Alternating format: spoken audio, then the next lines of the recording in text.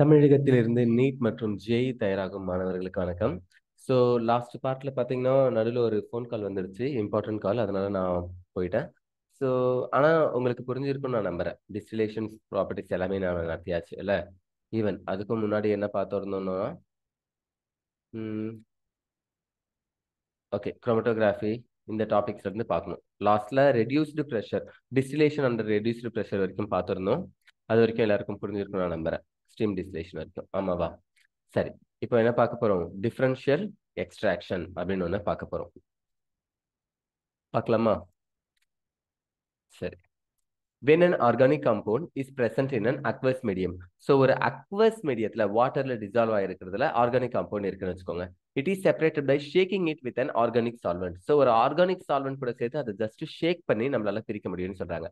In which it is more soluble than water. அதாவது வாட்டரை விட நான் எடுத்துக்கக்கூடிய ஆர்கானிக் சால்வெண்ட்ல தான் அந்த ஆர்கானிக் காம்பவுண்ட் என்ன பண்ணணும்? நல்லா கரையணும். அந்த மாதிரி எடுத்துக்கிட்டா அப்போ என்னால ஈஸியா செப்பரேட் பண்ண முடியும். பாருங்க, செப்பரேட்டிங் ஃபனல் அடுத்தது இருக்கிற பேஜ்ல டயக்ராம் இருக்கு. இந்த டயக்ராம் பாத்தீங்கன்னா உங்களுக்கு ரொம்ப நல்லா புரியும். This is the separating funnel. ஓகேவா? பிஃபோர் எக்ஸ்ட்ராக்ஷன், ஆஃப்டர் எக்ஸ்ட்ராக்ஷன் கொடுத்துருக்காங்க.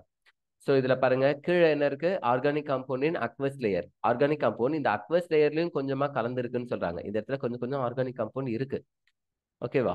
சால்வெண்ட் லேயர் மேல இருக்கு. தென் என்ன பண்றாங்க? ஆர்கானிக் சால்வெண்ட்டை சால்வெண்ட் கூட ஆர்கானிக் சால்வெண்ட்டை இன்னும் கொஞ்சம் ஆட் பண்ணி நல்லா வெல் ஷேக் பண்றாங்க. அதுக்கப்புறம் பார்த்தா எனக்கு என்ன ஆகுதுன்னா, ஆர்கானிக் காம்பவுண்டின் சால்வெண்ட் லேயர்ல ஆர்கானிக் காம்பவுண்ட் எல்லாமே போயிடுச்சு. அக்வஸ்ல இருந்த 1-2 ஆர்கானிக் காம்பவுண்டும் எங்க போயிடுச்சு? ஆர்கானிக் லேயருக்கு போயிடுச்சு. அக்வஸ் லேயர் பியூர் வாட்டர் மட்டும்தான் இருக்கும். அதுல வேற எதுவுமே இருக்காது. ஓகேவா? ஏன்னா வாட்டர்ல அது ஸ்பேரிங்லி சொல்யூபிளா இருக்கும். கொஞ்சமா தான் கரையக்கூடியதா இருக்கும்.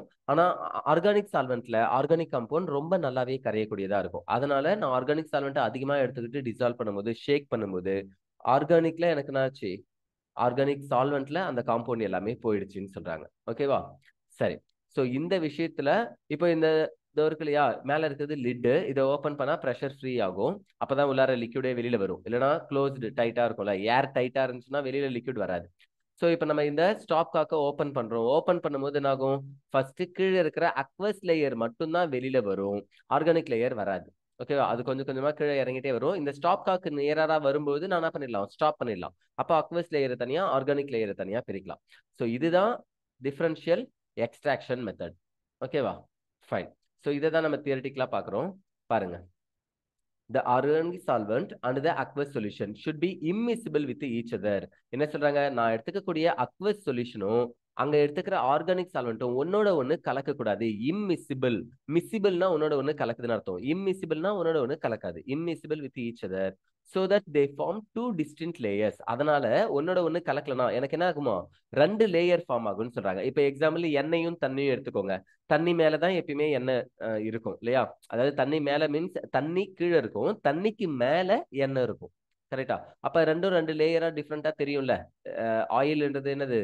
எண்ணெய்ன்றது ஒரு மாதிரி எல்லோயிஷா ப்ரௌனிஷா நம்மளுக்கு ஒரு கலர் டிஃபரன்ஸ்ல தெரியும். Which can be separated by separatory funnel. So extraction நம்ம பண்றதுக்கு யார் முக்கிய காரணம்? இந்த செப்பரேட்டரி ஃபனல் தான் முக்கிய காரணம்னு சொல்றாங்க. நான் இப்ப காமிச்சேன் இல்லையா? இந்த டயக்ராம்ல இருக்கிற இந்த இந்த டெக்னிக் எக்யூப்மெண்ட்டுக்கு பேர் தான் என்னதுன்னா separatory funnel. Separation funnel or separatory funnel. Fine. The organic solvent is later removed by distillation. So sir இப்போ ஆர்கானிக் காம்பவுண்ட் எல்லாமே ஆர்கானிக் சால்வெண்ட்ல கரைஞ்சிருச்சுன்னா அப்போ ஆர்கானிக் சால்வெண்ட்ல எப்படி ஆர்கானிக் சால்வெண்ட்ல இருந்து எப்படி ஆர்கானிக் காம்பவுண்டை பிரிச்சு எடுக்கிறது அப்படின்னு ஒரு கொஸ்டின் வரும்ல. அதுக்கு என்ன பண்ணணும்னா ஏற்கனவே நம்ம போன மெத்தட்லயே பார்த்தோம், டிஸ்டிலேஷன் சொல்லிட்டு காய்ச்சி வடித்தல் இல்லையா? ஸோ அந்த மெத்தட்ல நம்ம ஈஸியா சால்வெண்ட்டை ரிமூவ் பண்ணிடலாம்னு சொல்றாங்க. Or by evaporation to get back the compound. Just evaporate பண்ணாலே சால்வெண்ட் எவாப்ரேட் ஆகி வேப்பர் ஆகி போயிடும். அப்ப காம்பவுண்ட் மட்டும் எனக்கு தனியா கிடைக்கும். பட் எவாப்ரேட் ஆகிறதுனால என்னன்னா சால்வெண்ட்லாம் வேப்பரைஸ் ஆகி போகும், எனக்கு ரீயூஸ் பண்ண முடியாது. டிஸ்டிலேஷன் ப்ராசஸ்ல சால்வெண்ட்டை தனியா நான் ரீகலெக்ட் பண்ணுவேன். அது ஸ்டீமா அதாவது வேப்பரா மாறி திரும்ப கூல் ஆகி லிக்விடாவே கிடைக்கும். அகைன் அந்த சால்வெண்ட் நான் என்ன பண்ணலாம்? இன்னொரு ஆர்கானிக் காம்பவுண்டை கரைக்கிறதுக்கு யூஸ் பண்ணலாம்ல. சோ எவாப்ரேஷனை விட எது பெஸ்ட் மெத்தட்னா டிஸ்டிலேஷன் தான் ரீயூஸ் பண்றதுக்கு நல்லது. Okay. Differential extraction is carried out in a separatory funnel. இந்த டிஃபரன்ஷியல் எக்ஸ்ட்ராக்ஷன் நம்ம எது மூலியமா பண்றோம்? செப்பரேட்டரி ஃபனல் மூலியமா பண்றோம்னு சொல்றாங்க. as shown in figure 8.10 page 282. So அடுத்த பேஜ்ல நான் காமிச்சது தான் அது. if the organic compound is less soluble, organic காம்பவுண்டுக்கு solubility ரொம்ப கம்மியா இருந்துச்சுன்னா எதுல? இந்த ஆர்கானிக் சால்வெண்ட். நல்லா புரிஞ்சுக்கோங்க. ஆர்கானிக் காம்பவுண்டே ஆர்கானிக் சால்வெண்ட்ல கம்மியா கரையக்கூடியதா இருந்துச்சுன்னா a very large quantity of solvent would be required to extract. கரெக்டா? ஏன்னா கொஞ்சமா தான் ஆர்கானிக் சால்வெண்ட் வாட்டர்ல கரையில பரவாயில்ல, ஆனா ஆர்கானிக் சால்வெண்ட்லயும் கொஞ்சமா தான் கரையுதுன்னா நான் ரொம்ப ரொம்ப லார்ஜ் குவான்டிட்டியில நிறைய ஆர்கானிக் சால்வெண்ட் எடுத்துக்கிட்டு கரைச்சிக்கிட்டே இருக்கணும். அப்பதான் அது கொஞ்சம் கொஞ்சமா கரைய ஆரம்பிக்கும் இல்லையா?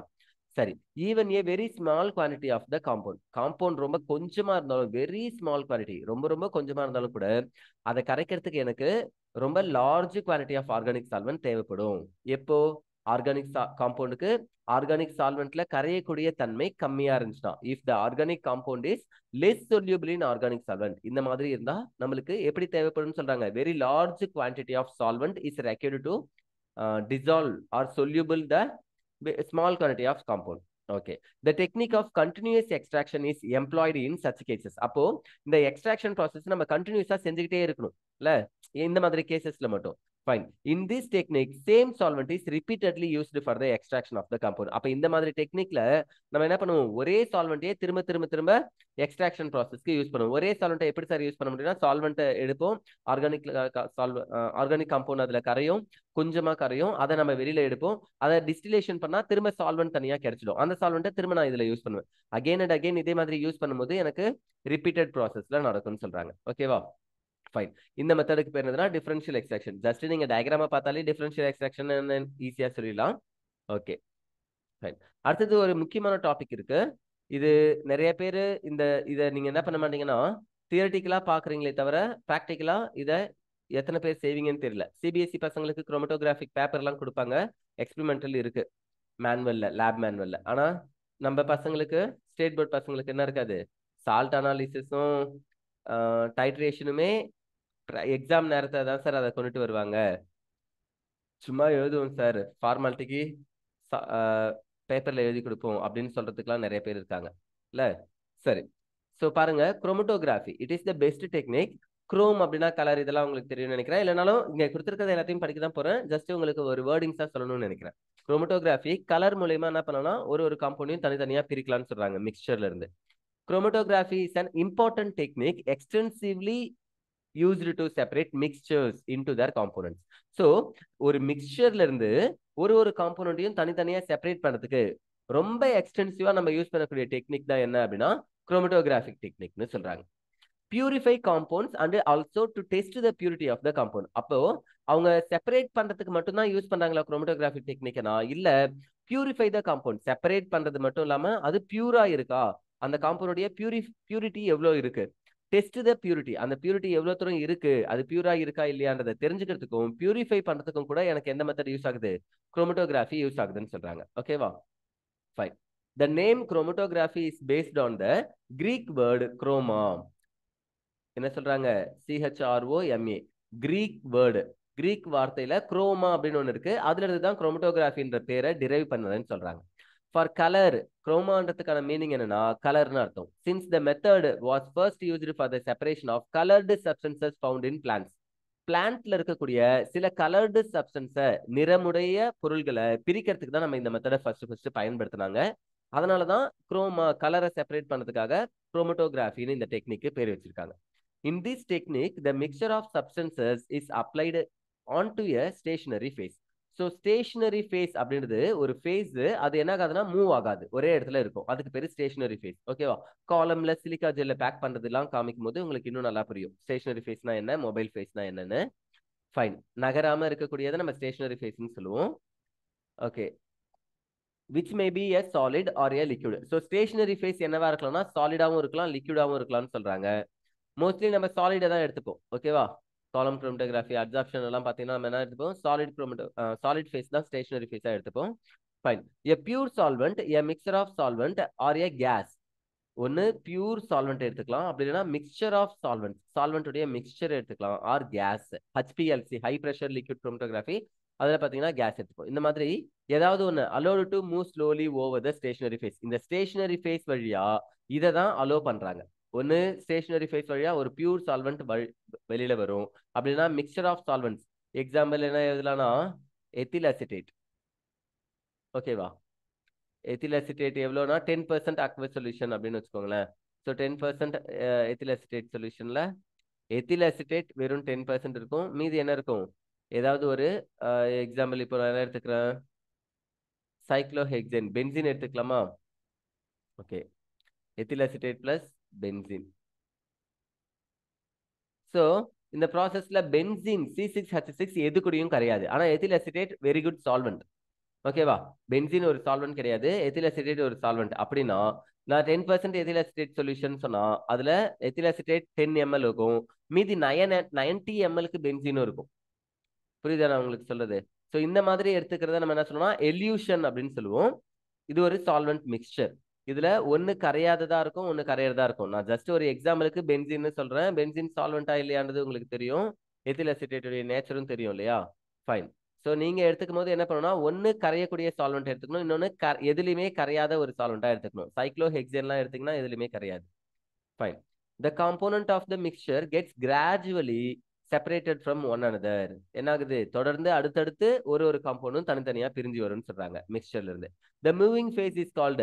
இப்ப ஸ்டேஷனரி ஃபேஸ்னு ஒன்னு சொல்லிட்டோம், அது நகராதுன்னு சொல்லிட்டோம். மூவிங் ஃபேஸ், மொபைல் ஃபேஸ் இருக்கு இல்லையா, அதை என்ன சொல்றாங்க? அதாவது மூவிங் ஃபேஸுக்கு அவங்க என்ன நேம் சொல்லியிருக்காங்க அப்படின்னா மொபைல் ஃபேஸ்ன்னு சொல்லியிருக்காங்க. மொபைல்னா நகரக்கூடியது. ஸோ மொபைல் ஃபேஸ்னா நகர்ந்துகிட்டே இருக்கும். Fine. Based on the principle involved, chromatography is classified into different categories. So பிரின்சிபலை பேஸ் பண்ணி, அப்சார்ப்ஷன் பிரின்சிபலை பேஸ் பண்ணி குரோமட்டோகிராஃபியை 2 டைப்ஸா பிரிக்கிறாங்க. ஓகேவா? 2 of this are absorption chromatography. ஒன்னு அப்சார்ப்ஷன். நல்லா புரிஞ்சுக்கணும். இதுக்கு முன்னாடி நீங்க எல்லா இடத்துலயும் சில இடத்துல படிச்சிருப்பீங்க. சர்ஃபேஸ் கெமிஸ்ட்ரி 12th வந்தீங்கன்னு வச்சுக்கோங்களேன், அப்போ உங்களுக்கு அப்சார்ப்ஷன் என்னன்னு தெரிஞ்சிடும். இப்போதைக்கு நீங்க என்ன படிச்சீங்கன்னு நான் சொல்றேன். ABSORPTION அப்சார்ப்ஷன் அப்படின்னு ஒண்ணு படிப்பீங்க. அப்சார்ப்ஷன்னா உறிஞ்சுதல். எக்ஸாம்பிள் ஒரு துணி அல்லது ஸ்பாஞ்ச் இருக்குன்னு வச்சுக்கோங்களேன், அது தண்ணியெல்லாம் இழுக்குது இல்ல, இதுக்கு பேரு அப்சார்ப்ஷன். ஆனா நான் இப்போ இங்க சொல்லிட்டு இருக்கிற தியரியில என்ன இருக்குன்னா அப்சார்ப்ஷன் குரோமட்டோகிராஃபின்னு இருக்கு. இது AD. நல்லா பாருங்க, ஸ்பெல்லிங் மிஸ்டேக் சார் அப்படின்னு சொல்லாதீங்க. இது ஒரு அப்சார்ப்ஷன். ஓகேவா? சோ இந்த அப்சார்ப்ஷனுக்கு என்ன அர்த்தம்னா தமிழ்ல பரப்பு கவர்ச்சி அப்படின்னு சொல்லுவாங்க. பரப்பு கவர்ச்சி. ஓகே, அந்த பரப்பு கவர்ச்சி விசை, பரப்பு கவர்தல், இந்த மாதிரி நம்ம சொல்லலாம். சரி, அப்ப கவர்தலே வச்சுக்கலாம். ஓகேவா? பரப்பு கவர்தல். பரப்பு கவர்தல் அர்த்தம் சர்ஃபேஸ்ல, எக்ஸாம்பிள் இப்போ போர்டு இருக்குன்னு வச்சுக்கோங்களேன், போர்டு மேல சாக் பீஸ் நான் எழுதும் போது அது போர்டுக்குள்ளார அப்சார்ப் ஆகல, உறிஞ்சப்படல, ஜஸ்ட் போர்டுக்கு மேல அது ஒட்டிக்கிட்டு இருக்கு. அந்த சாக் பீஸை எப்ப டஸ்டர் வச்சு தொடச்சாலும் போயிடும். ஆமா தானே? ஈவன் நீங்களே ஒரு ரூம்குள்ளார போய் நோட்டோ புக்கோ வச்சுட்டு ஒரு 2 மாசம் அந்த ரூமை சாத்திட்டு மறுபடியும் அதுக்கப்புறம் திறந்து பாத்தீங்கன்னு வச்சுக்கோங்களேன், அந்த நோட்டு புக்கு மேல எல்லாம் டஸ்ட் படிஞ்சிருக்கும். அந்த டஸ்ட் எல்லாம் என்னதுன்னா அப்சார்ப்ஷன் ஆயிருக்கு. நோட்டுக்கு உள்ளார அது போகல, அப்சார்ப் ஆகல. ஓகேவா? நீங்க இப்ப டீல பிஸ்கெட் தொட்டு சாப்பிடுறீங்கப்பா, ரஸ்க் தொட்டு சாப்பிடுறீங்கப்பா, பால்ல எல்லாம், அதெல்லாம் என்ன ஆகுதுன்னா அப்சார்ப் ஆகுதுன்னு சொல்லணும். அதுக்கு உள்ளார உறிஞ்சி போகுது, அதனால அப்சார்ப்ஷன். அப்போ எதுலையுமே உறிஞ்சாம மேல மட்டும் இருந்துச்சுன்னா அதுக்கு பேர் என்னதுன்னா அப்சார்ப்ஷன். ஓகேவா? சில இடங்கள்ல அப்சார்ப்ஷன் அப்சார்ப்ஷன் இந்த ரெண்டுமே ஒன்னா நடக்கும். அப்ப அதுக்கு பேர் என்னது அப்படின்னா வெறும் சாப்ஷன் அப்படின்னு சொல்லணும். அட்டா அப்பான்னு சொல்லக்கூடாது, என்ன சொல்லணும்? சாப்ஷன். SORPTION சாப்ஷன் அப்படின்னு சொல்லணும். ஃபைன். ஸோ இப்போ அப்சார்ப்ஷன்னா ஓரளவுக்கு ஐடியா கிடைக்குதா?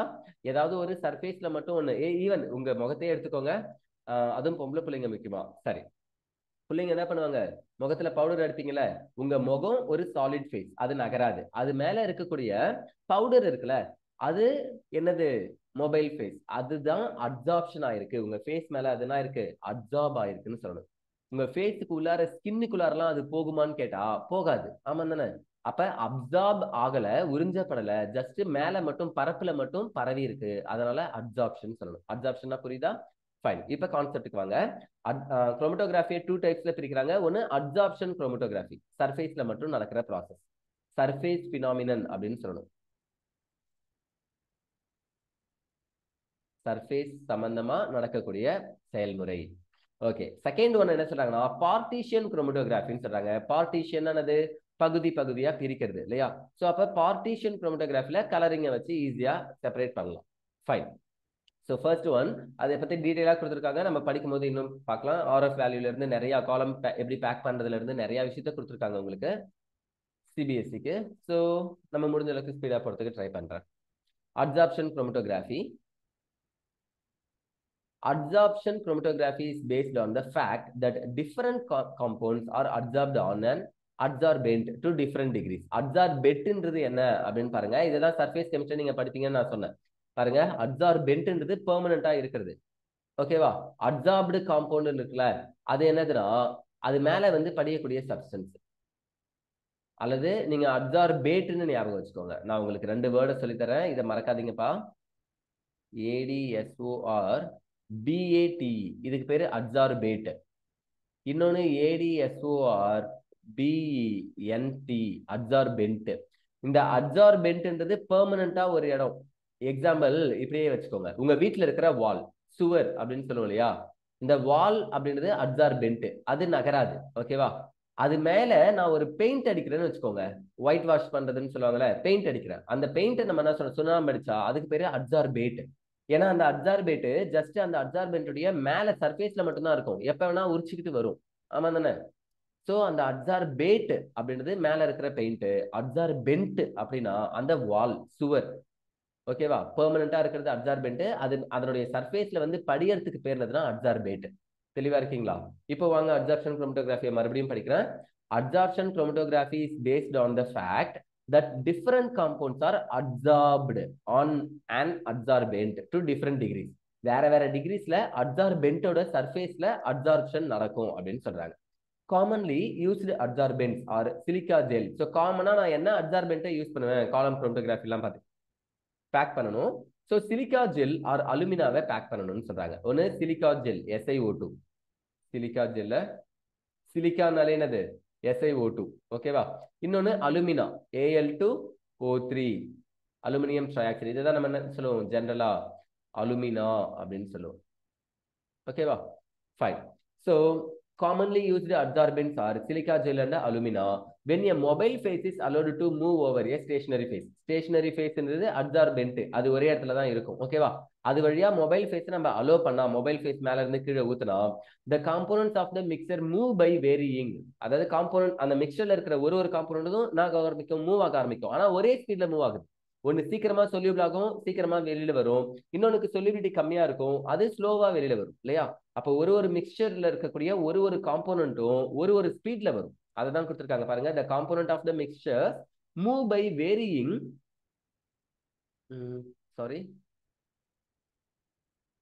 move by varying distances over the stationary phase.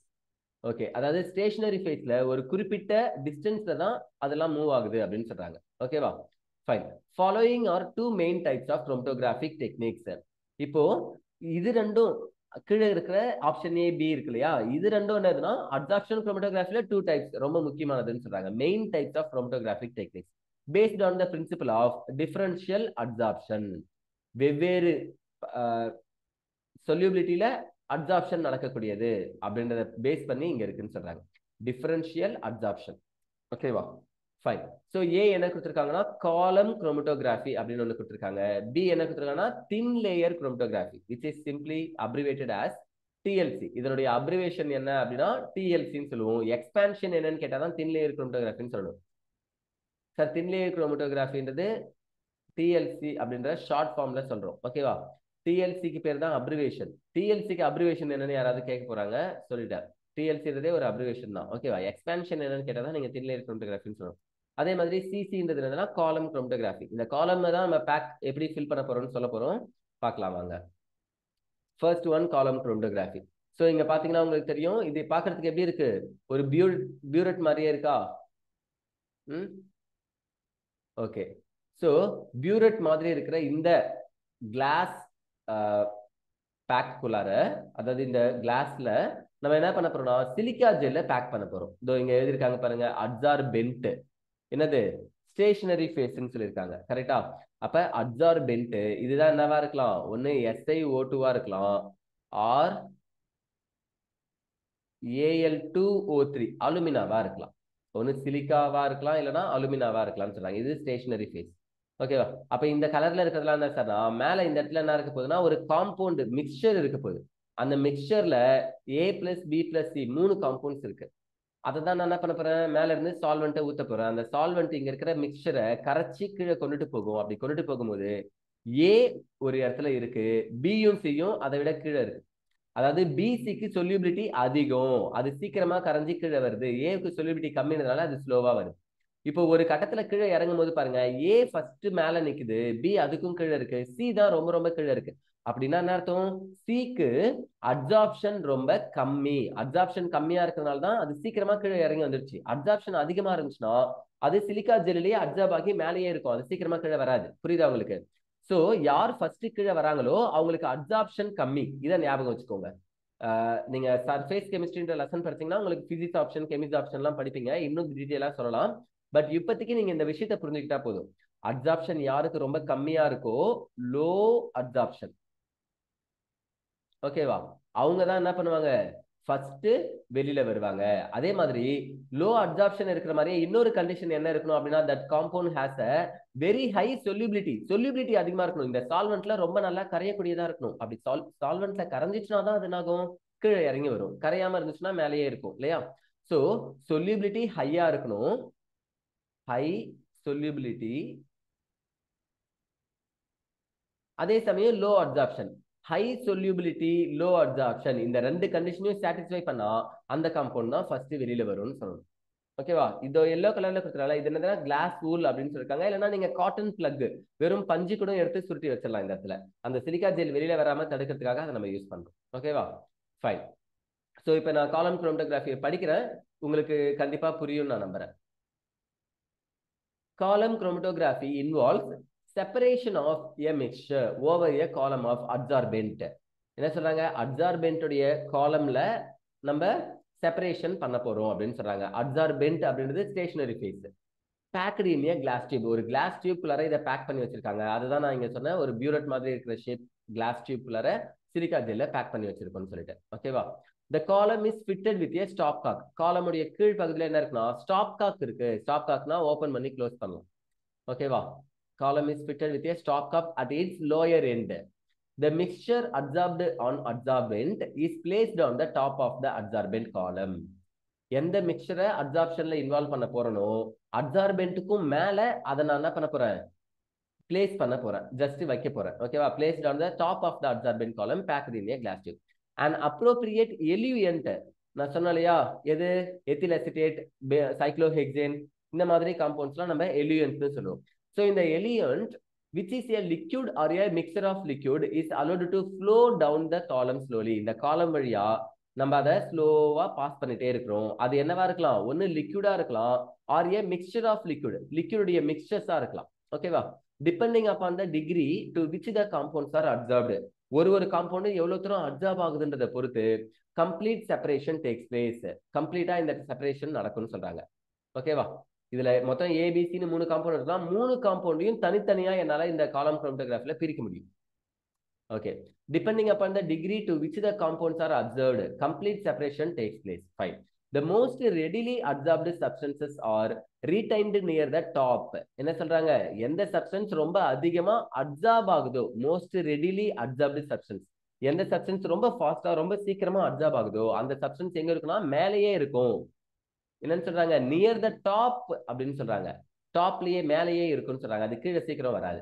And the others come down to various distances இந்த காலம். மற்றதெல்லாம் எதுக்கெல்லாம் அப்சார்ப்ஷன் கம்மியா இருக்கோ அதெல்லாம் ஒரு குறிப்பிட்ட டிஸ்டன்ஸ்ல வர ஆரம்பிக்கும். டவுன் த காலம்ல கீழே வர ஆரம்பிக்கும்னு சொல்றாங்க.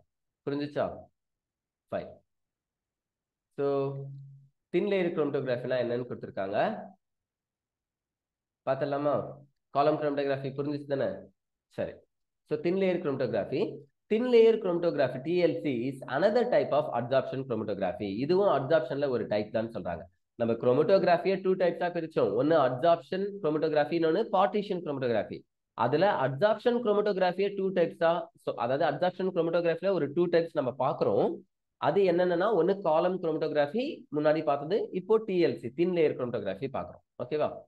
Which involves separation of substances of a mixture over a thin layer of an adsorbent coated on a glass plate. So என்ன சொல்றாங்க? ஃபர்ஸ்ட் திங் நீங்க பாருங்க, ஸ்கூல்ல அல்லது ஹாஸ்பிட்டல்ல எல்லாம் நர்ஸ்லாம் வச்சிருப்பாங்க பிளட் டெஸ்ட் பண்றதுக்கு ஒரு கிளாஸ் ஸ்லைடு. பயாலஜி ஸ்டூடெண்ட்டுக்கு நல்லாவே தெரியும் கிளாஸ் ஸ்லைடுனா தெரியும் தானே, கண்ணாடி ஸ்லைடு. இதுல தான் நீங்க ஸ்பெசிமன் ஏதாவது ஒரு இடத்துல வச்சு பார்ப்பீங்க மைக்ரோஸ்கோப்ல. ஸோ இந்த மாதிரி ஒரு கிளாஸ் ஸ்லைடு, அந்த கிளாஸ் ஸ்லைட்ல ஒரு பக்கம் மட்டும், மேல் பக்கம் மட்டும் நம்ம என்ன பண்ண போறோம்னா சிலிக்கா ஜெல்ல பேஸ்ட் பண்ண போறோம். சொல்றது புரியுதா? SiO2 சிலிக்காவையோ, இது குறிப்பிட்ட மேஷ்ல இருக்கும், 200 மேஷ், 300 மேஷ், அந்த மாதிரி ஒரு மேஷ்ல இருக்கும் அதனுடைய சைஸ். அதுல ஒரு குறிப்பிட்ட சிலிக்கா ஜெல் பேக்கை நம்ம என்ன பண்ண போறோம்னா மேல மட்டும் கோட்டிங்னா புரியுதா, பூசி வைக்க போறோம். சிலிக்காவோ அல்லது அலுமினாவோ, மோஸ்ட்லி அலுமினாவை நம்ம பேஸ்ட் பண்ண முடியாது, ஸோ சிலிக்காவை தான் நம்ம பேஸ்ட் பண்ணணும். நீங்க இப்படியே பண்ணுங்க. பசங்க மோஸ்ட்லி காலேஜ் பசங்க என்ன பண்ணுவாங்கன்னா, வேஸ்ட் ஆனாலும் பரவாயில்லன்னு சொல்லிட்டு ஈஸியா சிலிக்காவை பேக் பண்ணதுக்கு ஜஸ்ட் இதனுடைய டிப்ல மட்டும் டாங்ஸை வச்சு பிடிச்சிக்கிட்டு, ஓகேவா, ஃபோர்த் சிப்ஸ் இருக்கும் இல்லையா, சின்ன சின்ன பொருள் எல்லாம் தூக்கிறதுக்கு, ஸ்க்ரூ எல்லாம் தூக்கிறதுக்கு, அந்த மாதிரி ஃபோர்த் சிப்ஸாலேயோ அல்லது கட்டிங் பிளேட் மாதிரி சின்னதா இருக்கக்கூடிய டாங்ஸாலேயோ ஜஸ்ட் அதனுடைய கார்னரை பிடிச்சிட்டு நம்ம என்ன பண்ணோம்னா சிலிக்கா ஜெல்ல பேக் பண்ணி, சிலிக்கா ஜெல்ல கரைச்சி வச்சிருக்கிற பீக்கருக்குள்ளாரையே இதை விட்டுடும். இந்த கிளாஸ் ஸ்லைடை டிப் பண்ணிடும். டிப் பண்ணிட்டு வெளியில எடுக்கும்போது ரெண்டு பக்கமும் ஆகும், சிலிக்கா ஜெல் ஒட்டிக்கிட்டு இருக்கும். அதுல ஒரு பக்கம் மட்டும் துணியை வச்சு வைப் பண்ணி எடுத்துடலாம். தொடச்சிட்டா அப்ப பின்னாடி பக்கம் கண்ணாடியா இருக்கும், சிலிக்கா ஜெல் இருக்காது, ஃப்ரண்ட்ல மட்டும் கண்ணாடி இருக்கும். புரியுதா? இந்த மாதிரி TLC பிளேட்டை ரெடி பண்றோம். அதுல ஒரு பேஸ் லைன்னு ஒண்ணு நம்மளே அசியூம் பண்ணிக்கிறோம். அந்த லைன்ல தான் என்ன பண்ண போறோம்னா சாம்பிளுடைய மிக்சர்ஸை நம்ம டாட்டா வைக்க போறோம். ஓகேவா? கேபிலரி டியூப் வச்சு. ஃபைன். இதை நான் படிக்கும்போது உங்களுக்கு புரியும், பாருங்க. So okay, which involves separation of substances of a mixture over a thin layer on an absorbent coated on a glass plate. A thin layer about 0.2 mm thick. So இந்த layer உடைய thickness எவ்வளவு இருக்குன்னா, நான் TLCல அதாவது class slide மேல ஒரு TLC silica ஜெல்ல back பண்ண சொன்னேன் இல்லையா, மேல மட்டும் கோட்டிங் கொடுக்க சொன்னேன். அந்த கோட்டிங் எவ்வளவு திக்னஸ் இருக்குன்னு சொல்றாங்கன்னா 0.2 mm அப்படின்னு இருக்கும். 0.2 மில்லிமீட்டர் அவ்வளவு திக்னஸ் இருக்கும் of an absorbent silica gel or alumina. இதுல எதை வேணா யூஸ் பண்ணலாம், மோஸ்ட்லி சிலிக்கா ஜெல் தான் யூஸ் பண்ணும், ஒயிட் கலர்ல இருக்கும். Is spread over a glass plate of suitable size. எனக்கு எந்த சைஸ் சூட்டபிளா இருக்குமோ அந்த கிளாஸ் பிளேட் மேல அதை ஸ்ப்ரெட் பண்ணி வச்சிருக்கேன். ஓகேவா? Fine. The plate is known as the thin layer chromatography plate. அப்ப இந்த மாதிரி ஒரு கிளாஸ் பிளேட்டை எடுத்துக்கிட்டு அதனுடைய ஒரு சர்ஃபேஸ்ல மட்டும் சிலிக்கா ஜெல்லையோ இல்ல அலுமினியாவையோ கோட் பண்ணி வச்சிருந்தா, 0.2 mm திக்னஸ்க்கோ அதை விட கம்மியாவோ கோட் பண்ணி வச்சிருந்தா, அதுக்கு பேர் தான் என்னன்னு சொல்றாங்க, TLC plate, thin layer chromatographic plate அப்படின்னு சொல்றாங்க. ஆர் இதை நம்ம என்னன்னு சொல்லிக்கலாம், குரோமா பிளேட் அப்படின்னு சொல்லலாம். குரோமா பிளேட் அப்படின்னா குரோமட்டோகிராஃபிக்கு யூஸ் பண்ணக்கூடிய பிளேட், அதனால குரோமா பிளேட். ஸோ TLC பிளேட்னு சொன்னாலும் குரோமா பிளேட்னாலும் ஒண்ணுதான். The solution of the mixture to be separated is applied as a small spot. எந்த ஒரு மிக்சர்ல இருந்து நான் ஒரு காம்பவுண்டையும் தனியா பிரிச்சு எடுக்கணும்னு நினைச்சனோ அந்த மிக்சரை நான் என்ன பண்ணேன்னா ஒரே ஒரு ஸ்மால் ஸ்பாட்டா வைக்கிறேன். ஸ்பாட்னா தெரியுதா, ஒரு புள்ளியா வைக்கிறேன். Okay, about 2 centimeter above one end of the TLC plate. So ஒரு 2 சென்டிமீட்டர் ஹைட்ல வைக்கிறேன் அப்படின்னு சொல்றாங்க. 2 சென்டிமீட்டர்லாம் நீங்க நினைச்சுக்காதீங்க, ஜஸ்ட் ஒரு 0.5 சென்டிமீட்டர் 1 சென்டிமீட்டர் டிஸ்டன்ஸ்ல நம்ம வைக்கலாம். ஏன்னா கிளாஸ் லைடே சின்னதாக தான் இருக்கும். சொல்றவங்களுக்கு இது ஒரு 0.5 சென்டிமீட்டர் ஆர் 1 சென்டிமீட்டர் டிஸ்டன்ஸ்ல வைக்கிறேன்னு வச்சுக்கோங்களேன். ஏன் கம்மியான டிஸ்டன்ஸ்ல வைக்கிறோம்னா இந்த மிக்சர்ல இருந்து அப்சார்ப்ஷன் ப்ராசஸ்ல கொஞ்சம் கொஞ்சமா காம்பவுண்ட்லாம் மேல போக போகுது. ஓகேவா? ஒரு குறிப்பிட்ட டிஸ்டன்ஸ்ல காம்பவுண்ட் மேலே போயிருக்கும். இப்ப மேல இருக்கிற காம்பவுண்டு சி, இது பி, இது ஏ. அப்ப சி தான் ஃபர்ஸ்ட் எனக்கு என்ன ஆகும்னா எல்யூஷன் ப்ராசஸ்ல காலம் குரோமட்டோகிராஃபி ரன் பண்ணும்போது வெளியில வரக்கூடிய காம்பவுண்ட். ஓகேவா? அதை வச்சுதான் நான் இங்க எழுதுறேன், உங்களுக்கு புரியும் நான் நம்புறேன். பாருங்களேன், இத நான் ஒரு எல்யூஷன் சேம்பர்ல வைக்கணும். இதை அந்த டயக்ராம் காமிக்கும் போது உங்களுக்கு நல்லாவே புரியும். இதோ இருக்கு இல்லையா, தின்ல 8.12ல ஏ, இது பாருங்க, இதுல இருக்கிறது தான். இங்க சொல்யூஷன் இருக்கு, சால்வெண்ட் அப்படின்னு இருக்கு இல்லையா. இந்த சால்வெண்ட் ஆக்சுவலா உண்மையிலே என்னவா இருக்கும், எல்யூயன்ட்டா இருக்கும். கரெக்டா? என்னவா இருக்கும், எல்யூயன்ட், ELUANT, எல்யூயன்ட்டா இருக்கும். ஸோ இந்த எல்யூயன்ட் இந்த பேஸ் லைன்ல வைக்கக்கூடிய காம்பவுண்டு ஹைட்டுக்கே இருந்துச்சுன்னா, பேஸ் லைன் எந்த ஹைட்டுக்கு இருக்கோ அதே ஹைட்டுக்கு எல்யூயன்ட் இருந்துச்சுன்னா அது கரைச்சி இங்கேயே பரவிடும் இல்லையா, ஆர்கானிக் காம்பவுண்ட்ஸ் எல்லாம் இங்கேயே போயிடும். அப்ப பேஸ் லைன் கொஞ்சம் ஹைட்டா இருந்துச்சுன்னா, சாம்பிள் டாட் கொஞ்சம் ஹைட்டா வச்சா இங்க இருந்து என்ன ஆகும்னா கொஞ்சம் கொஞ்சமா அந்த எல்யூயன்ட் சால்வெண்ட்லாம் மேல போகும். அப்படி மேல இப்போ எக்ஸாம்பிள் விளக்கு திரியெல்லாம் இருக்கும்ல, திரிய போட்டா எண்ணெய் தானா திரி வழியா வர்றதுனால தான் நம்மளுக்கு என்ன ஆகுது, திரி கருகாம, அது காட்டனா இருந்தாலும் கருகி போகாம எரிஞ்சுக்கிட்டே இருக்கு இல்ல. இதுதான் அப்சார்ப்ஷன் ப்ராசஸ் உடைய ஃபர்ஸ்ட் திங். ஸோ அந்த மாதிரி இங்க இருக்கக்கூடிய எலிமெண்ட்லாம் மேல் நோக்கி போச்சுன்னா இங்க இருக்கிற மிக்சர்ல இருந்து ஒரு காம்பவுண்டையும் தனித்தனியா கரைச்சி மேல எடுத்துட்டு போகும். அப்படி போகும்போது எந்த சப்ஸ்டன்ஸுக்கு சொல்யூபிலிட்டி ரொம்ப அதிகமா இருக்கோ, அப்சார்ப்ஷன் கம்மியா இருக்கோ, அது ரொம்ப டாப் மோஸ்ட்ல இருக்கும். எதுக்கு ரொம்ப சொல்யூபிலிட்டி கம்மியா இருக்கோ, எதுக்கு அப்சார்ப்ஷன் ரொம்ப அதிகமா இருக்கோ, அது டவுன் மோஸ்ட்ல இருக்கும். தெரியுதா உங்களுக்கு? டாப் மோஸ்ட்ல சொல்யூபிலிட்டி அதிகமா இருக்கக்கூடிய காம்பவுண்ட் அல்லது அப்சார்ப்ஷன் கம்மியா இருக்கிற காம்பவுண்ட் இருக்கும். டவுன் மோஸ்ட்ல எது இருக்குன்னு கேட்டா சொல்யூபிலிட்டி கம்மியா இருக்கணும், அப்சார்ப்ஷன் அதிகமா இருக்கணும். அந்த மாதிரி காம்பவுண்ட்ஸ் கீழே இருக்கும். ஓகேவா? ஸோ இந்த விஷயம் புரிஞ்சிச்சுன்னா நம்ம இன்னும் ஈஸியா சொல்லிடலாம். பாருங்க அவங்க என்ன வேர்டிங்ல கொடுத்துருக்காங்க. The solution of the mixture to be separated is applied as a small spot about 2 cm above one end of the TLC plate. Okay. அடுத்தது the spots of colored compounds are visible on TLC plate. So இந்த spot colored compounds உடைய spot நம்மளுக்கு என்ன ஆகுமா TLC பிளேட்ல visible ஆகும்னு சொல்றாங்க. Due to their original colour, அந்த காம்பவுண்டோட ஒரிஜினல் கலரால அது நம்மளுக்கு ஒரு பிரவுன் கலரா கிரீன் கலரா ஏதோ ஒரு கலர்ல நம்மளுக்கு தெரியும். சரி, இதுக்கு மேல டயக்ராம் தான் இருக்கு. ஓகே ஓகே ஓகே, நான் ஆர்எஃப் வேல்யூவை சொல்லணும்ல. சரி, ஸோ அகெயின் ஒரு சின்ன மிஸ்டேக் என்னது பாருங்க. இந்த லைன் படிச்சதுக்கு அப்புறம் நான் மேல இருந்து படிக்கணும். The solution of the mixture to be separated is applied as a small spot about 2 cm above one end of the TLC plate. Okay. அடுத்தது என்ன கொடுத்திருக்காங்க. The glass plate is then placed in a jar. So என்ன சொல்றாங்க, அந்த class பிளேட்டை சாம்பிளை வச்சதுக்கு அப்புறம் ஒரு க்ளோஸ்டு ஜார்க்குள்ளார வைக்கணும்னு சொல்றாங்க. அந்த க்ளோஸ்டு ஜார்ல என்ன இருக்குன்னா கண்டெய்னிங் த எல்யூயன்ட், அந்த க்ளோஸ்டு ஜார்க்குள்ளார எல்யூயன்ட் இருக்குன்னு சொல்றாங்க. அப்ப நம்ம சால்வெண்ட்னு எழுத வேண்டாம், என்ன எழுதினா போதும், எல்யூயன்ட்னு எழுதினா போதும். ஸோ எல்யூயன்ட் இருக்கக்கூடிய ஒரு க்ளோஸ்டு ஜார் மேல மூடி போட்டு இருக்காங்க இல்லையா. ஸோ இந்த மாதிரி மூடி போட்ட ஒரு ஜார்க்குள்ளார வைக்கிறோம். அது என்ன ஆகுதுன்னு பாருங்க. as the eluent rises up the plate, eluent என்ன ஆகுனா கொஞ்சம் கொஞ்சமா மேல் நோக்கி நகரும். rises up the plate, the components of the mixture move up along with the eluent. இங்க இருக்கக்கூடிய காம்போனன்ட்டும் அந்த எலியன்ட் கூடயே சேர்ந்து மூவ் ஆக ஆரம்பிக்கும். எதுக்கு சொல்லிபிடி அதிகமா இருக்கோ அது சீக்கிரமா கரைஞ்சி மேல போகும், சொல்லிபிடி கம்மியா இருக்கிறது ஸ்லோவா போகும். அது புரியுது தானே? Okay. So move up along with the eluent to different distances depending on the degree of absorption. Absorption எவ்வளவு தூரம் நடக்கணும் அப்படின்றத பொறுத்து அது ஒரு டிஸ்டன்ஸ்ல மூவ் ஆகும்னு சொல்றாங்க. அந்த செப்பரேஷன் டேக்ஸ் பிளேஸ்.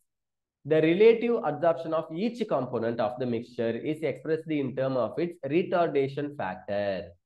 என்ன சொல்றாங்க, ஒரு காம்போனன்ட் அப்சார்ப்ஷன் வேல்யூ எவ்வளோ, எந்த காம்போனன்ட்டை ஈஸியா பிரிக்கலாம், எந்த காம்போனன்ட்டை கஷ்டப்பட்டு பிரிக்கணும், அந்த மிக்சர்ல எதெல்லாம் ஈஸியா பிரிக்க முடியும், இதெல்லாம் தெரிஞ்சுக்கிறதுக்கு எனக்கு ரொம்ப முக்கியமான வேல்யூ எது தெரிஞ்சிருக்கணும்னா ரீடார்டேஷன் ஃபேக்டர்ன்றது தெரிஞ்சிருக்கணும்.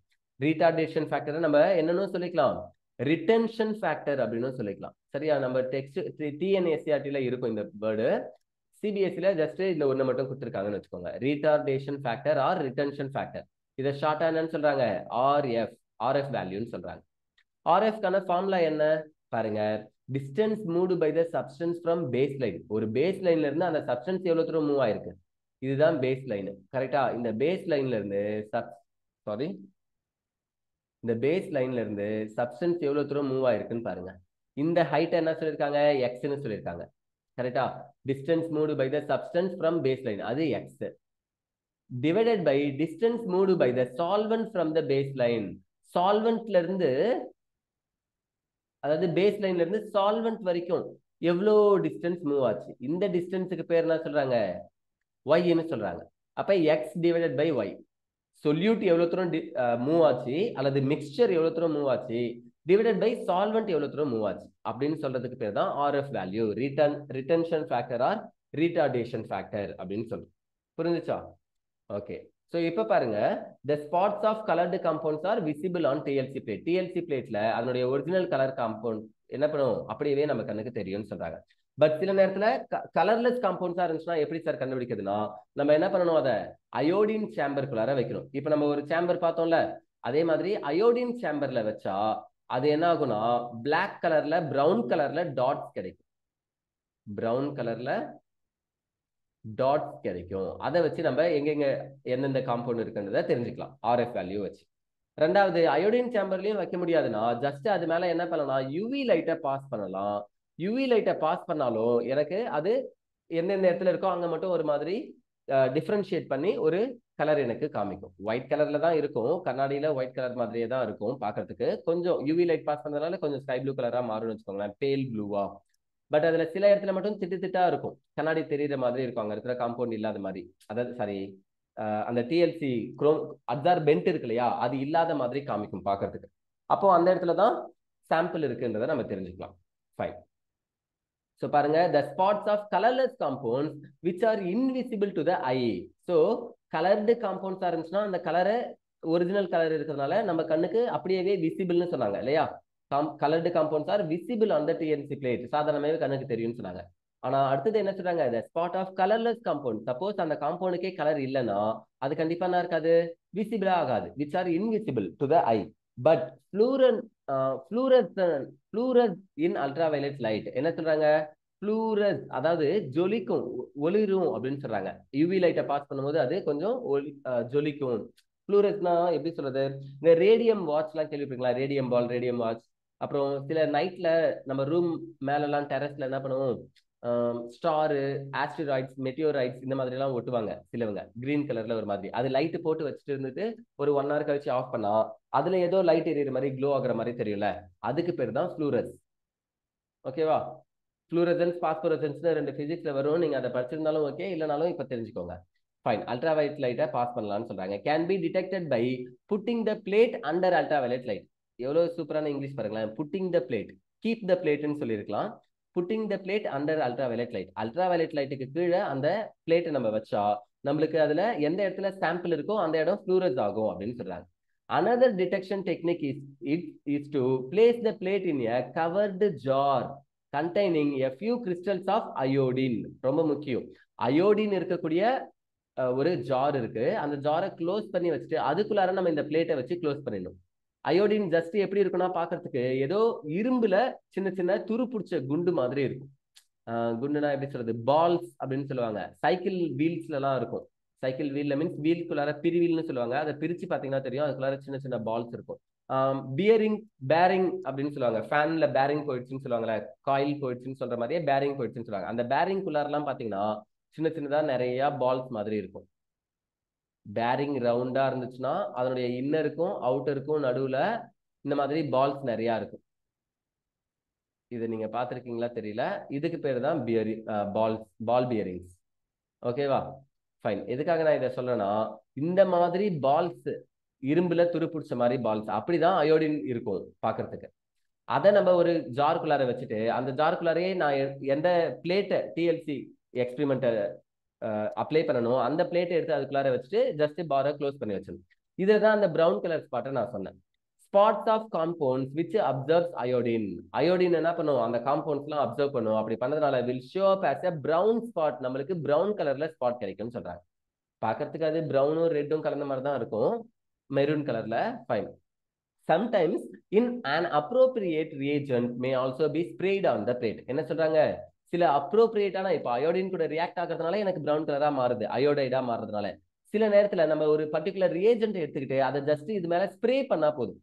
யூவி லைட்டை பாஸ் பண்ண தேவையில்ல, அயோடின் சேம்பர்ல வைக்க தேவையில்ல. என்ன பண்ணா போதும், ஸ்ப்ரே பண்ணாலே அந்த இடத்துல எங்கெல்லாம் காம்பவுண்ட் இருக்கோ அதை நம்மளுக்கு டிஃபரன்ஷியேட் பண்ணி காமிக்கும். For example, amino acids may be detected by, amino acids இருக்குன்னா அதை எப்படி கண்டுபிடிக்கலாமா, detected by spraying the plate with ninhydrin solution. Ninhydrin solution அமோனியாவை அல்லது அமினோ ஆசிட்ஸை கண்டுபிடிக்கிறதுக்கான எக்ஸ்பெரிமெண்டல் சொல்யூஷன் இல்லையா. ஸோ நின்ஹைட்ரின் சொல்யூஷனை ஜஸ்ட் அமினோ ஆசிட்ஸ் இருக்கக்கூடிய காம்பவுண்ட் மேல அல்லது அந்த பிளேட் மேல, டிஎல்சி பிளேட் மேல ஸ்ப்ரே பண்ணா எங்கெங்கெல்லாம் அமினோ ஆசிட்ஸ் இருக்குன்றது அந்த இடத்துல டாட் டாட்டா தனியா எனக்கு காமிச்சிடும். புரியுதா. ஸோ இந்த மாதிரி நம்ம பண்ணலாம். ஒன்று அயோடின் சேம்பர்ல வைக்கலாம், டிஎல்சி பிளேட்ல இருந்து ஆர்கானிக் காம்பவுண்ட்ஸ் எவ்வளவு தூரம் நகர்ந்திருக்குன்றது தெரியணும், சால்வெண்ட் எவ்வளவு தூரம் நகர்ந்திருக்குன்னு தெரியணும். ஆர்கானிக் காம்பவுண்ட் நகர்ந்த தூரத்தை, அதாவது ஒரு காம்பவுண்ட் நகர்ந்த தூரத்தை நான் எக்ஸ்ன்னு எடுத்துப்பேன், சால்வெண்ட் நகர்ந்துச்சு இல்லையா அந்த தூரத்தை ஒய்ன்னு எடுத்துப்பேன். அப்ப எக்ஸ் பை எஃப், ஒய் தான் என்ன, எதனுடைய ஃபார்முலா, ஆர்எஃப் உடைய ரிட்டார்டேஷன் ஃபேக்டர் ஆர் ரிட்டன்ஷன் ஃபேக்டருடைய ஃபார்முலா. ஃபைன். எக்ஸ்ன்றது என்னதுன்னா distance moved by solvent, sorry distance moved by compound. ஓகேவா. ஏதோ ஒரு பர்டிகுலர் காம்பவுண்ட் எடுத்துக்கிட்டா அந்த காம்பவுண்ட் எவ்வளவு தூரம் மூவ் ஆச்சு, எங்க இருந்து, from the base line. Distance moved by compound from the base line, base லைன்ல இருந்து அந்த காம்பவுண்ட் எவ்வளவு தூரம் மூவ் ஆச்சு அப்படின்றது எக்ஸ். டிவைடட் பை என்ன போடுறாங்க அப்படின்னா distance moved by the solvent அப்படின்னு சொல்றாங்க. டிஸ்டன்ஸ் மூவ்டு பை சால்வெண்ட், அங்க இருக்கக்கூடிய சால்வெண்ட் எவ்வளவு தூரம் மூவ் ஆச்சுன்னு பாக்குறாங்க. சால்வெண்ட் ரொம்ப அதிகமா மூவ் ஆயிருக்கும் காம்பவுண்ட் மூவ் ஆனதை விட சால்வெண்ட். பாருங்களேன், இந்த டயக்ராம்ல பாத்தீங்கன்னா தெரியும், இதோ இருக்கு இல்லையா, கீழே 8.12ல பி டெவலப்டு குரோமட்டோகிராம். ஸோ அதுல கீழே பேஸ் லைன் இருக்கு, இங்கதான் சாம்பிள் மூவ் ஆயிருக்கு எக்ஸ்ன்றது. ஆனா என்ன இருக்கு, சால்வெண்ட் இவ்வளோ ஹைட்டுக்கு மூவ் ஆயிருக்கு. தெரியுதா உங்களுக்கு. சால்வெண்ட் ஃப்ரண்ட் அப்படின்னா சால்வெண்ட் உடைய உயர்ந்த நிலை அப்படின்னு அர்த்தம். ஸோ அப்போ சால்வெண்ட் எவ்வளவு தூரம் மூவ் ஆயிருக்கிறது ஒய்ன்னு சொல்றோம். எக்ஸ் பை ஒய் ஃபார்முலா தான் நம்ம ஆர்எஃப்க்கு யூஸ் பண்றோம். ஸோ உங்களுக்கு ஏதாவது சம் கேட்டாலும் நீங்க போட தெரிஞ்சிருக்கணும். மோஸ்ட்லி சம் கேட்க மாட்டாங்க, இருந்தாலும் சொல்றேன். ஓகே. ஸோ அடுத்தது என்ன கொடுத்துருக்காங்க அப்படின்னா பார்ட்டிஷியன் குரோமட்டோகிராஃபி கொடுத்துருக்காங்க. Partition chromatography. ஸோ இது வேற டைப் இல்லையா? ஏன்னா நம்ம குரோமட்டோகிராஃபில 2 டைப்ஸ் பார்த்தோம். ஒன்று அப்சார்ப்ஷன் குரோமட்டோகிராஃபி, இன்னொன்று பார்ட்டிஷன் குரோமட்டோகிராஃபி. அப்சார்ப்ஷன்ல 2 டைப்ஸ், அதாவது 2 மெத்தட்ஸ் பார்த்தோம். என்னென்ன பார்த்தோம்? ஒன்று காலம் குரோமட்டோகிராஃபி, இன்னொன்று டிஎல்சி தின் லேயர் குரோமட்டோகிராஃபின்னு பார்த்தோம். இப்போ அடுத்தது என்ன கொடுத்துருக்காங்கன்னா பார்ட்டிஷன் குரோமட்டோகிராஃபி கொடுத்துருக்காங்க. இதுல எதுவும் டைப்ஸ்லாம் கொடுக்கல. ஏன்னா பாருங்க, அடுத்தது குவாலிட்டி அனாலிசிஸ் கொடுத்தாங்க. அப்ப இதுல அதிகமா டைப்ஸ்லாம் நம்மளுக்கு கொடுக்கல. மேபி அடுத்த பேஜ்லயும் பார்த்தா டயக்ராம் தான் கொடுத்துருக்காங்க. Paper chromatography is the paper chromatography. பாருங்களேன், இது ஒரு பார்ட்டிஷன் குரோமட்டோகிராஃபியோட எக்ஸாம்பிள். ஓகேவா? ஃபைன். ஸோ அதை எழுதியிருக்காங்க. வாட்டர் லிக்யூடை நம்ம சால்வெண்டா ஸ்டேஷனரி ஃபேஸாவே எடுத்துக்கும் போது எடுத்துக்கக்கூடிய குரோமட்டோகிராஃபி. பாருங்க, நான் இப்ப படிக்கும் போது உங்களுக்கு இன்னும் நல்லா புரியும். உங்களுக்கு ஞாபகம் இருக்கும்னு நினைக்கிறேன். ஸ்டேஷனரி ஃபேஸ்னானது நகராம ஒரே இடத்துல இருக்கிறது. மொபைல் ஃபேஸ்னா எது நகர்ந்து போகுதோ அதை மொபைல் ஃபேஸ்னு சொல்லுவோம். கரெக்டா? Stationary phase, mobile phase. இதுல ரெண்டுத்துலயும் தெளிவா இருக்கீங்களா? ஓகே. ஸோ பாருங்க, partition chromatography is based on continuous differential partitioning of component of a mixture between stationary phase and mobile phase. So stationary phase க்கும் mobile phase க்கும் இடையில தொடர்ந்து நான் என்ன பண்ணிட்டே இருக்கேன்னா பார்ட்டிஷனிங் பண்ணிட்டே இருக்கேன். Continuous differential partitioning. கண்டினியூஸா நான் டிஃபரன்ஷியல் பண்ணிட்டே இருக்கேன், பார்ட்டிஷன் பண்ணிட்டே இருக்கேன். ஓகேவா? Fine. Paper chromatography is a type of partition chromatography. Paper chromatography அப்படின்றது பார்ட்டிஷன் குரோமட்டோகிராஃபியே ஒரு டைப் தான் அப்படின்னு சொல்றாங்க. In paper chromatography, a special quality paper known as chromatography paper is used. So chromatography paper அப்படின்னே ஒரு பேப்பர் இருக்கு. அது சீக்கிரமா பிச்சுக்காது. அதே சமயம் இங்க் பென்லாம் வச்சா அப்படியே அப்சர்வ் ஆகும், ஊறும். அந்த மாதிரி ஒரு பேப்பர். ஸோ உங்க லேப்ல மேபி இருக்கலாம், கெமிஸ்ட்ரி ஸ்டாஃபை கேட்டு பாருங்க ஸ்கூல்ல. ஃபைன். இந்த specially designed special quality paper chromatography பேப்பரை யூஸ் பண்ண போறோம் paper குரோமட்டோகிராஃபில. chromatography paper contains water trapped in it. chromatography paper first solventல aqueous solventல வைக்கிறேன். அப்போ வாட்டர் அது ஜஸ்ட் அப்சர்வ் பண்ணி அந்த குரோமட்டோகிராஃபி எல்லா பகுதியிலையும் சின்ன சின்ன போர்ஸ் இருக்கும் இல்லையா, அது ஃபுல்லா என்ன இருக்குன்னா வாட்டர் ட்ராப் ஆயிருக்கும், முழுவதும் நீரால் நிரம்பப்பட்டிருக்கும்னு சொல்றாங்க. தண்ணி உறிஞ்சி அந்த பேப்பர் தண்ணியோட சேர்ந்து இருக்கும். விச் ஆக்ட் ஆஸ் ஏ, அதுதான் என்னவா ஆக்ட் ஆக போகுதுன்னா ஸ்டேஷனரி ஃபேஸா ஆக்ட் ஆக போகுது. நான் சொல்றது உங்களுக்கு புரியுதா? பேப்பர்னு ஒன்று இருந்துச்சு. அந்த பேப்பரை நான் டிஎல்சில நம்ம பார்த்தோம்ல கிளாஸ் ஸ்லைடு, அதுல சிலிக்கா ஜெல்ல பேஸ்ட் பண்ணி வச்சிருந்தோம். சிலிக்கா ஜெல்லோ அல்லது அலுமினாவோ அதுதான் எனக்கு டிஎல்சில அப்சார்பென்ட்டா யூஸ் ஆச்சு. இங்க பேப்பர் குரோமட்டோகிராஃபில பேப்பர் தான் எனக்கு அப்சார்பென்ட்னு நினைச்சா தப்பு. பேப்பர் அப்சார்பென்ட் கிடையாது. அந்த பேப்பர் ஜஸ்ட் வாட்டரை ஸ்டாக்னண்டா தேக்கி வைக்கிறதுக்கு யூஸ் ஆகக்கூடிய ஒரு எலமெண்ட், அவ்வளவுதான். ஸோ வாட்டர் தான் நம்ம என்னவா எடுத்துக்க போறோம் அப்படின்னா ஸ்டேஷனரி ஃபேஸா எடுத்துக்க போறோம். வாட்டர் என்னவா எடுத்துக்க போறோம்? Stationary phase. ஓகேவா? ஸோ இங்க ஸ்டேஷனரி ஃபேஸை என்னன்னு கேட்டா லிக்யூடுன்னு சொல்லணும். நான் சொல்றது உங்களுக்கு புரியுதா? இதுக்கு முன்னாடி நம்ம பார்த்த காலம் chromatography, TLC thin layer chromatography, இந்த ரெண்டுத்துலயுமே ஸ்டேஷனரி ஃபேஸ் என்னன்னா சாலிடா இருந்துச்சு, மொபைல் ஃபேஸ் தான் லிக்விடா இருந்துச்சு. ஆனா பார்ட்டிஷன் குரோமட்டோகிராஃபில ஒன் ஆஃப் த டைப் என்னன்னா பேப்பர் குரோமட்டோகிராஃபி. இந்த பேப்பர் குரோமட்டோகிராஃபில ஸ்டேஷனரி ஃபேஸ் என்னன்னு கேட்டா லிக்யூடுன்னு சொல்லணும். ஓகேவா? A strip of chromatography paper spotted at the base with the solution of the mixture is suspended in a suitable solvent. ஒரு சால்வெண்ட்ல அதை என்ன பண்றாங்களா தொங்க விடுறாங்கன்னு சொல்றாங்க, நூல் கட்டி தொங்க விடுறாங்க. Or a mixture of solvent. So சால்வெண்டா எடுத்துக்கலாம் அல்லது சால்வெண்ட் மிக்சர் எடுத்துக்கலாம். அதுதான் நம்ம வழக்கமா என்ன சொல்லிடுவோம், சால்வெண்ட்னு சொல்ல மாட்டோம், எலியூயன்ட் அப்படின்னு சொல்லிடுவோம். ஓகேவா? ஸோ அந்த எலியூயன்ட்ல அந்த பேப்பர் என்ன பண்றாங்க, தொங்க விடுறாங்க. ஓகேவா? Chromatography paper. அந்த குரோமட்டோகிராஃபியோடைய பேப்பருடைய பேஸ் லைன்ல ஒரு மிக்சரை நம்ம ஸ்பாட் பண்ண போறோம். நான் என்ன காம்பவுண்டா பிரிக்கணும்னு நினைக்கிறோம், அதாவது எந்த மிக்சர்ல இருந்து ஒரு காம்பவுண்டையும் தனியா பிரிக்கணும்னு நினைக்கணும், அதை நான் ஸ்பாட் பண்ணிடுறேன். ஸ்பாட்னா அங்க புள்ளி புள்ளியா வைக்கிறேன். ஓகேவா? Fine. This solvent act as the mobile phase. எது கீழே இருக்கக்கூடிய எலிமெண்ட் இருக்குல்ல, அது மொபைல் ஃபேஸ் ஆக்ட் ஆக போகுது. வாட்டர் ஸ்டேஷனரி ஃபேஸ் ஆக்ட் ஆக போகுது. கீழே இருக்கக்கூடிய solvent element mobile phase act ஆக போகுதுன்னு சொல்றாங்க. The solvent rises up the paper by capillary action. Solvent தான் அந்த பேப்பர்ல கொஞ்சம் கொஞ்சமா மேல் நோக்கி போகுது, capillary action, and flows over the spot. அந்த ஸ்பாட் முழுக்க அது என்ன ஆகுதுன்னா பரவுதுன்னு சொல்றாங்க. ஓகேவா? The paper selectively retains different components according to the differing partition in the two phases. இந்த ரெண்டு ஃபேஸஸ்ல எந்த ஃபேஸ்ல அதை கரைக்கணும், எவ்வளவு அதிகமா கரைக்கணும், எவ்வளவு கம்மியா கரைக்கணும்ன்றதை பொறுத்து அதனுடைய சொல்யூபிலிட்டியை பொறுத்து டிஃபரிங் பார்ட்டிஷன், அது ஒரு இதையும் தனித்தனியா பிரிச்சு கொடுக்குது. சரியா? ஸோ காம்பவுண்ட் இப்போ எக்ஸாம்பிள் மிக்சர்ல ஏபிசின்னு 3 இருந்துச்சுன்னா அதுல ஏ ஃபர்ஸ்ட் கரைஞ்சி மேல போகும், அப்புறமா பி போகும், அதுக்கப்புறம் தான் சி போகும். ஓகேவா? ஜஸ்ட் நான் மறுபடியும் அந்த டயக்ராம காமிக்கிறேன். இங்க பாருங்க, டிஎல்சில எப்படி இருந்துச்சோ அதே தான் அங்க அயோடின் சேம்பர்ல வச்சோம்ல, அதே மாதிரி இங்க எல்யூஷன் சேம்பர்ல வைக்கிறோம். இது ஒரு எலியூயன்ட், இதுக்குள்ளார அதை நம்ம வைக்கிறோம், சஸ்பெண்ட் பண்ணி வச்சிருக்கோம், அவ்வளவுதான், தொங்க விட்டு வச்சிருக்கோம். ஓகேவா? ஃபைன், இது மட்டும் புரிஞ்சுச்சுன்னா போதும். இங்க இருக்கக்கூடிய ஸ்பாட்டு ஜஸ்ட் எலிமெண்ட் மேல போக போக என்னாகும், இது கரைஞ்சி வேற வேற இடத்துக்கு போகும். கரெக்டா? அப்ப எந்த இடத்துலலாம் ஸ்பாட் அதிகமா இருக்குன்றத பார்த்து அப்ப எத்தனை காம்பவுண்ட் இருக்கு, ஏபிசி 3 காம்பவுண்ட் இருக்கு, எந்த காம்பவுண்ட் மேல இருக்கு எந்த காம்பவுண்ட் கீழே இருக்குன்றத வச்சு நம்ம ஈஸியா செப்பரேட் பண்ணலாம்.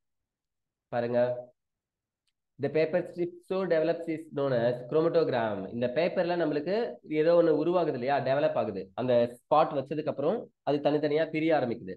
இந்த கிராஃபை நம்ம என்ன சொல்றோம்னா குரோமோட்டோகிராம் அப்படின்னு சொல்றோம். the spots of the separated colored compounds are visible at different heights. So வேற வேற ஹைட்ல வேற வேற காம்பவுண்ட்ஸ் எனக்கு டிஃப்ரெண்ட் கலர்ல தெரியும் அப்படின்னு சொல்றாங்க. from the position of the initial spot on the chromatogram. எனக்கு இமேஜஸ் தான் இருக்கு, அப்ப இங்க இருந்து தான் படிக்கும். சரியா? ஸோ என்ன சொல்றாங்க, ஸ்பாட் ஆன் த குரோமோட்டோகிராம், குரோமோட்டோகிராம்ல இருக்கிற ஒரு ஸ்பாட்டும் ஒரு காம்பவுண்டை எனக்கு ரெப்ரசென்ட் பண்ணுது, அது ஒரு ஹைட்ல இருக்குன்னு சொன்னாங்க. The spots of the separated colorless compounds may be observed in case அந்த ஸ்பாட் கலர்டு காம்பவுண்ட்ஸா இருந்தா பரவாயில்ல, கலர்லெஸ் காம்பவுண்ட்ஸா இருந்துச்சுன்னா நம்மளுக்கு தான் ஒழுங்கா தெரியாது. may be observed either என்ன சொல்றாங்க under ultraviolet light, UV லைட்டை பாஸ் பண்ணலாம், or by the use of an appropriate spray reagent. Spray ரியேஜென்ட்டை ஏதாவது ஒரு அப்ரோப்ரியேட் ரியேஜென்ட்டை ஸ்ப்ரே பண்ணி அது மூலமா பார்க்கலாம்னு சொன்னாங்க. As discussed under thin layer. எப்படி டிஎல்சியில் நம்ம பார்த்தோமோ அதே மாதிரி தான் இங்கேயும் யூவி லைட்டை வச்சு பார்க்கலாம், அல்லது ஏதாவது ஒரு ரியேஜென்ட்டை ஸ்ப்ரே பண்ணி பார்க்கலாம். அப்போ அயோடின் சேம்பர் சார் அப்படின்னா இவங்க அதை மிஸ் பண்ணிட்டாங்க. யூ கேன், ஏன்னா இது பேப்பர் குரோமட்டோகிராஃபி தான். சரியா? நல்லா பேப்பரை வெட் பண்ணிட்டு அதுக்கப்புறம் நம்ம என்ன பண்ணலாம், கண்டிப்பா அயோடின் சேம்பர்ல வச்சும் ரியாக்ட் பண்ணலாம். But again and again reuse பண்ண முடியாது, அயோடின்லாம் கெட்டு போயிடும், வீணா போயிடும். அதான் இங்க பிரச்சனை. ஓகேவா? டிஎல்சியை ட்ரை பண்ணிட்டு நான் உள்ளார வைப்பேன். அந்த மாதிரி பேப்பர் குரோமட்டோகிராஃபில ஈஸியா பேப்பரை வைக்க முடியாது. அப்படி வச்சாலும் அது உள்ளார இருக்கக்கூடிய அந்த பேப்பர்ல இருக்கக்கூடிய மாய்ஸ்சர்லாம் அயோடினை சீக்கிரமா வீணாக்கிடும். ஓகேவா? ஃபைன். ஸோ இந்த விஷயம் குரோமட்டோகிராஃபியோட நம்ம முடிச்சுக்கலாமா? அடுத்தது 8.9 qualitative analysis of organic compound இருக்கு. குவாலிட்டேட்டிவ் அப்படின்னா என்ன அர்த்தம்னா, என்ன எலமெண்ட் இருக்கு, கார்பன் இருக்கா ஹைட்ரஜன் இருக்கா அப்படின்னு என்னென்ன எலமெண்ட் இருக்குன்னு தெரிஞ்சுக்கிறதுக்கு பேரு குவாலிட்டி. ஓகேவா? குவான்டிடேட்டிவ் அப்படின்னு ஒன்று இருக்கும், அடுத்தது நம்மளுக்கு இந்த லெசன்ல இருக்கு, குவான்டிடேட்டிவ். ஸோ குவான்டிடேட்டிவ்னா என்ன சார் அர்த்தம் அப்படின்னா, how much it has, 2 gram இருக்கு, 5.7 கிராம் இருக்கு, இந்த மாதிரி எவ்வளோ கிராம் இருக்கு, எவ்வளோ கிலோ இருக்கு, எவ்வளோ மோல் இருக்குன்னு நம்ம சொல்லல, அதெல்லாம் என்ன குவான்டிட்டி, எவ்வளோ பொருள் இருக்குன்னு சொல்றது குவான்டிடேட்டிவ் அனாலிசிஸ். இங்க என்ன சொல்லியிருக்காங்க, குவாலிட்டேட்டிவ் அனாலிசிஸ் சொல்லியிருக்காங்க. குவாலிட்டேட்டிவ்னா ஜஸ்ட் என்ன பொருள் இருக்கு அப்படின்றத தெரிஞ்சுக்கிறதுக்கு பேரு குவாலிட்டேட்டிவ் அனாலிசிஸ். புரியுதா? சரி, நான் அடுத்த கிளாஸ்ல தான் பார்க்கலாம்னு நினைச்சேன். இன்னொரு 5 மினிட்ஸ் நடத்தட்டுமா? அட்ஜஸ்ட் பண்ணி கவனிக்கிறீங்களா பார்க்கலாம், ஏன்னா இந்த பேஜோட முடிச்சதா கணக்காக்குவோம். The elements present in an organic compound are carbon and hydrogen. Mostly உங்களுக்கு தெரியும் ஆர்கானிக் காம்பவுண்ட்னாலே கண்ண மூடிட்டு என்ன சொல்லிடலாம், கார்பனையும் ஹைட்ரஜனையும் சொல்லிடலாம். அப்ப இது ஹைட்ரோ கார்பன் சொல்லுவோம். இன்கேஸ் ஆக்சிஜன் வந்துச்சுன்னா கார்போஹைட்ரேட் அப்படின்னு சொல்லுவோம். கார்பன் ஹைட்ரஜன் ஆக்சிஜன் மூணுமே இருந்துச்சுன்னா அதுக்கு பேர் என்னது, கார்போஹைட்ரேட். ஓகே, ஸோ கார்பனும் ஹைட்ரஜனும் மட்டும் இருந்துச்சுன்னா CX டைம் HY டைம்ஸ், கார்பனும் ஹைட்ரஜனும் மட்டும்தான் இருக்கு. அப்படின்னா இதை நம்ம என்ன சொல்லணும், ஹைட்ரோ கார்பன் அப்படின்னு சொல்லுவோம். ஓகே, இதுல எதுவா இருந்தாலும் இது எல்லாமே ஆர்கானிக் காம்பவுண்ட் தானே, கார்போஹைட்ரேட்டோ ஹைட்ரோ கார்பனோ. ஸோ ஆர்கானிக் காம்பவுண்ட்னாலே அதுல என்ன இருக்கும், கார்பனும் ஹைட்ரஜனும் இருக்கும். இன் அடிஷன் டு திஸ், இந்த ரெண்டுத்தையும் தாண்டி they may be also contain oxygen, nitrogen, sulphur, halogen and phosphorus. அதுல என்ன இருக்கலாம் ஆர்கானிக் காம்பவுண்ட்ல, ஆக்சிஜனோ, நைட்ரஜனோ, சல்ஃபரோ, ஹாலஜனோ அல்லது பாஸ்பரஸோ இருக்கலாம். அப்ப இதெல்லாம் நம்ம தெரிஞ்சுக்கணும். ஃபர்ஸ்ட் ஒன்று என்ன சொல்றாங்க, detection of carbon and hydrogen. கார்பனும் ஹைட்ரஜனும் இருக்குன்றதை எப்படி தெரிஞ்சுக்கிறது, இதை ஃபர்ஸ்ட் ஒன் கொடுத்துருக்காங்க. ஸோ பாருங்க, carbon and hydrogen are detected by heating the compound with copper 2 oxide. Copper 2 oxide தான் அர்த்தம், CuO குப்ரிக் ஆக்சைடுன்னு அர்த்தம். Cu2O2 அப்படின்னா குப்ரஸ் ஆக்சைடு, இது CuO குப்ரிக் ஆக்சைடு. ஓகேவா? ஸோ இந்த cupric oxide or copper 2 oxide கூட ஜஸ்ட் நான் எடுத்துக்கிட்டு ஆர்கானிக் காம்பவுண்ட் எடுத்துக்கிட்டு ஹீட் பண்றேன். நல்லா புரிஞ்சுக்கணும், அவங்க என்ன சொல்றாங்கன்னு பாருங்க, heating the compound compound with copper two oxide. Compound எடுத்துக்கிட்டு ஆர்கானிக் காம்பவுண்ட் எடுத்துட்டு காப்பர் டூ ஆக்சைடு கூட ஹிட் பண்ணும். அது மூலியமா நான் கார்பனையும் ஹைட்ரஜனையும் டிடெக்ட் பண்ண முடியும், கண்டுபிடிக்க முடியும்னு சொல்றாங்க. Carbon present in the compound is oxidised to carbon di oxide. இங்க காப்பர் டூ ஆக்சைடு இருக்கு இல்லையா, இதுல இருக்கக்கூடிய ஆக்சிஜனை எடுத்துக்கிட்டு கார்பன் என்ன பண்ணுதுன்னா கார்பன் டை ஆக்சைடா மாறுதுன்னு சொல்றாங்க. நான் ஏன் தனியா எழுதணும், இதோ இங்க இருக்கு பாருங்க ரியாக்ஷன். பாருங்க, கார்பன் பிளஸ் CuO இல்லையா, ஆர்கானிக் காம்பவுண்ட்ல இருக்கிற கார்பன் இந்த காப்பர் டூ ஆக்சைடு CuO கூட சேர்ந்துச்சுன்னா இங்க இருக்கிற 2 ஆக்சிஜனை ஒரு கார்பன் எடுத்துட்டு கார்பன் டை ஆக்சைடு CO2 கேஸா போகுது. காப்பர் எனக்கு தனியா கிடைக்குது, மெட்டலிக் ஃபார்ம், சாலிடா கிடைக்குது. ஓகேவா, ஃபைன்.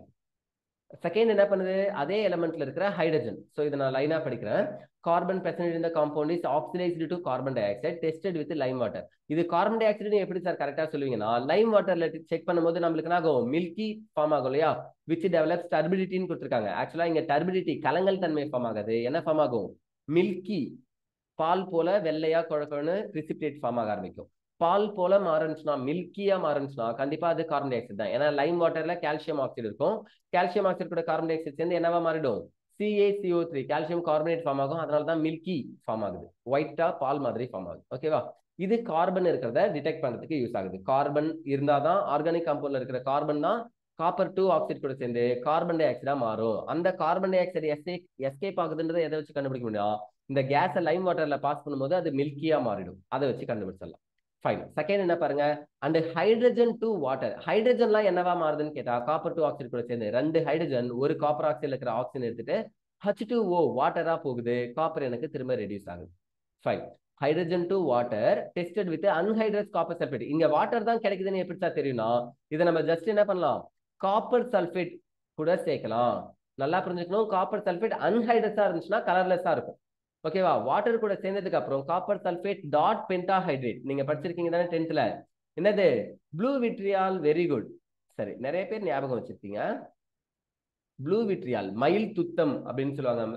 ஸோ ப்ளூ விட்ரியால் இது ப்ளூ கலர்ல இருக்கும், ஸ்கை ப்ளூவே டார்க் கலர்ல கிறிஸ்டலா இருக்கும். ஓகேவா, அப்ப காப்பர் சல்பேட் அன்ஹைட்ரஸா எடுத்துக்கிட்டு அது கூட இங்க இருக்கக்கூடிய ஆர்கானிக் காம்பவுண்ட் ரியாக்ட் ஆனதுக்கு அப்புறம் கிடைக்கிறத நான் ரியாக்ட் பண்ணும்போது வாட்டரா இருந்துச்சுன்னா அது கண்டிப்பா காப்பர் சல்பேட் கூட சேர்ந்து என்னவா மாறிடும், கலர்டு ப்ளூ கலர்டு காம்பவுண்ட்ஸா ப்ளூ விட்ரியாலா மாறிடும். அதை வச்சு அங்க வாட்டர் தான் வெளியில வந்துச்சுன்னு கண்டுபிடிக்கலாம்.